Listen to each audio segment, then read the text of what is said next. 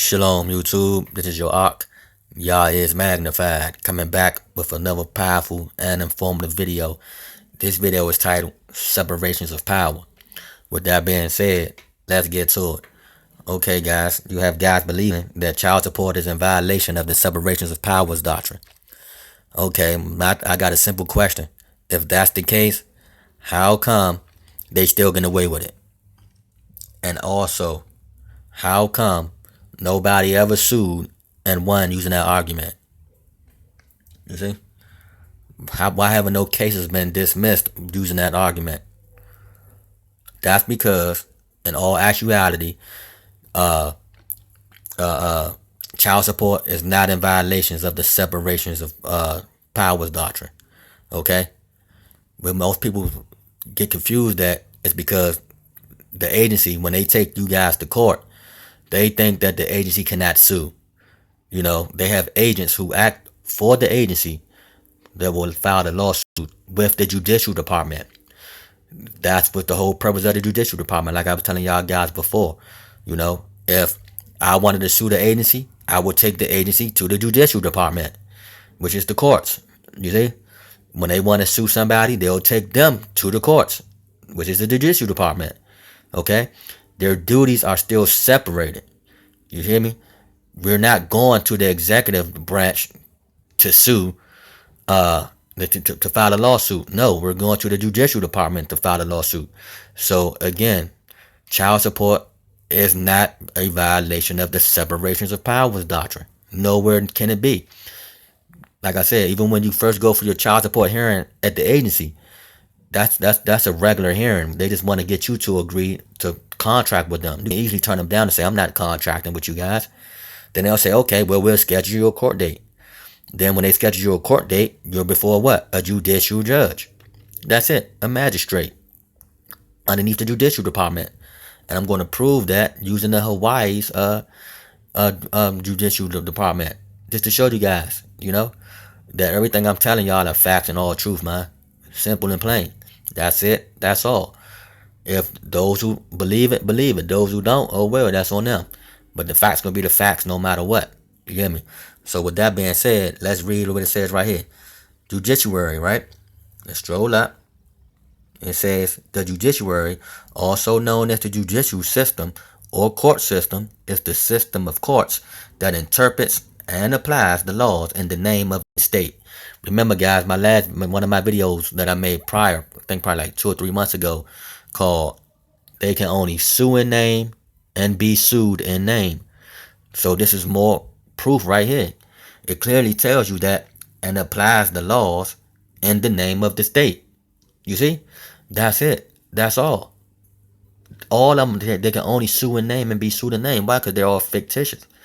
Simple and plain. It's not that hard to do. It's not that hard to see. You know?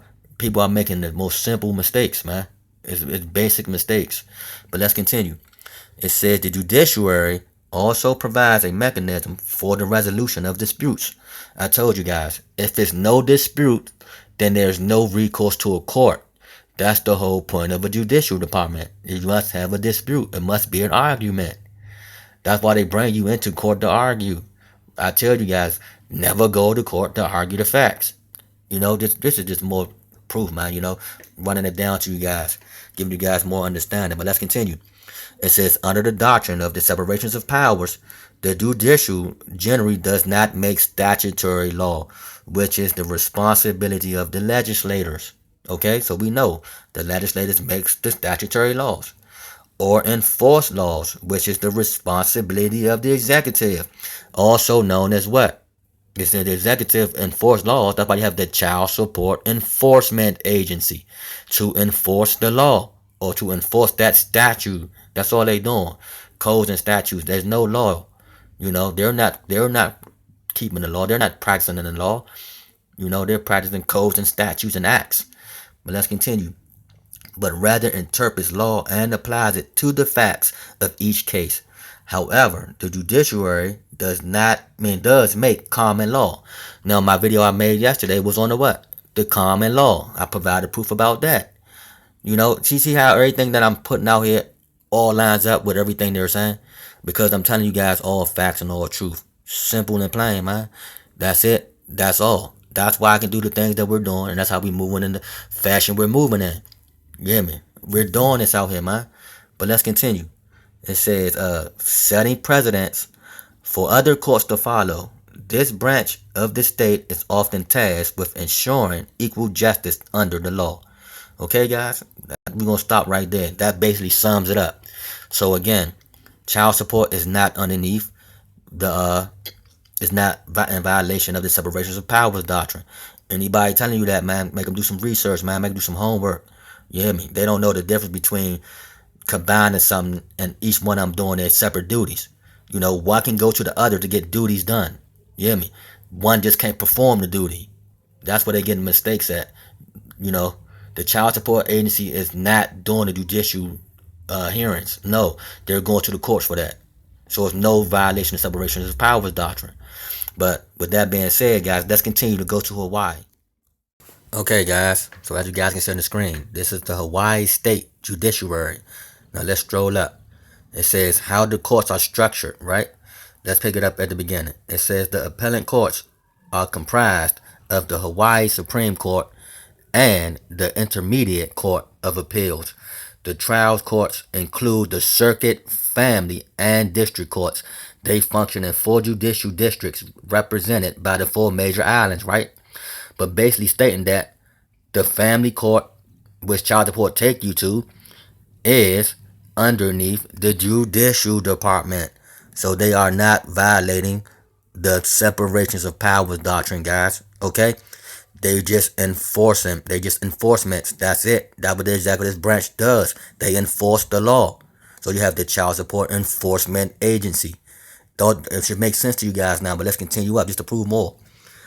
Here we go right here. Court administrations, right? The Chief Justice of the Supreme Court is responsible for the administrations of all courts and appoints an administrative director who oversees operations statewide. Then you have the Supreme Court at the top. You have the Law Library.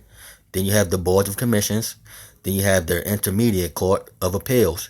Then you have the Circuit Courts, the Family Courts, and the District Courts. All underneath what, guys? Their proper setting, which is the Judicial Department.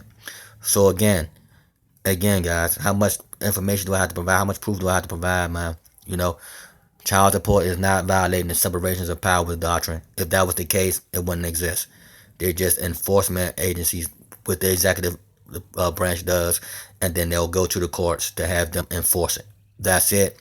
That's all, guys. That's it. That's all. So with that being said, I'm about to play a slight little video for you guys to watch. I know you guys are like this, you know, just more information about the separations of powers doctrine. I'm not going to play the whole thing. I just want to play a little clip of it, you know.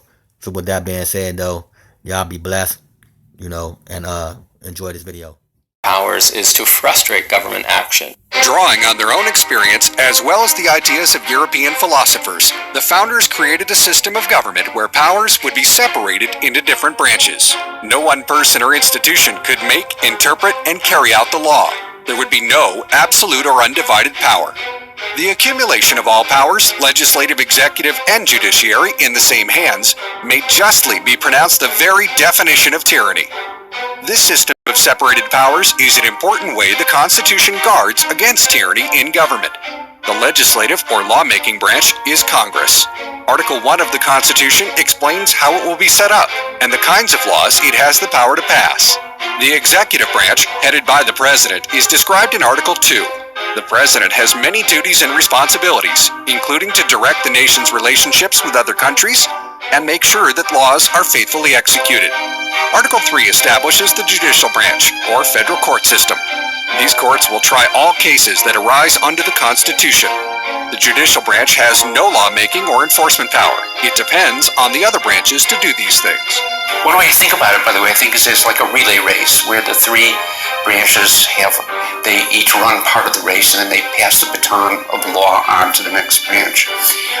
And the idea of that is to maintain, as I say, rule of law. That's the primary idea behind separation of powers, the theory of separation of powers, as we see it expressed by Montesquieu and reaffirmed by Madison in the Federalist Papers.